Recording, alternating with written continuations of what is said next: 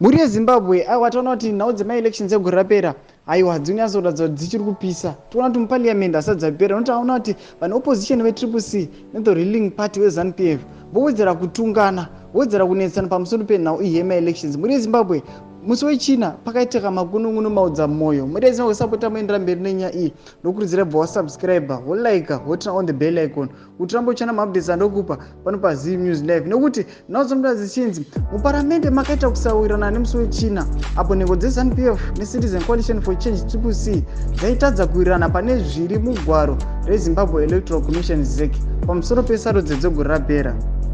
Mugwaro iri ZEC yakazvirumbidza nekuita sarudzo dzechokwadi dzakachena ichitiwo pane nhumwa dzevaongorori dzakapa mutongo usina kunaka pasarudzo.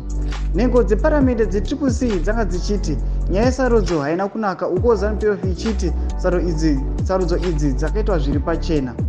Mumiririri weZANU-PF kubhikita South mudare reparamende vaineji mutodi vakashora mashoko masangano evanoona nezvesarudzo vanoti akauya muZimbabwe nechinangwa chekuda kuita urongwa husina musoro. Sando patiri kuona kuti aiwa nhau yemaelections iyi muri yeZimbabwe iri kuratidza kuti ichiri kudominata nyika yeZimbabwe. Patiri kuona kuti izvezvi muparliament vakasara vari veCCC vari kutokomera ZANU-PF vachiti aiwa maelections akaitwa neZEC aya haana kurongeka, anga asiri pachena, anga asiri free and fair. Uko veZANU-PF vachiti aiwa akanga ari pachena achisapotana neZEC. Muri yeZimbabwe ndo nhau dzatati kupa kurire sezvadziri. Zibotuze mafungiro enyu munoti kudii pamusoro penyaya iyi. Aiwa pine mukome section medu mutuze mafungiro enyu saka kana subscribe kulike noturn on the bell icon.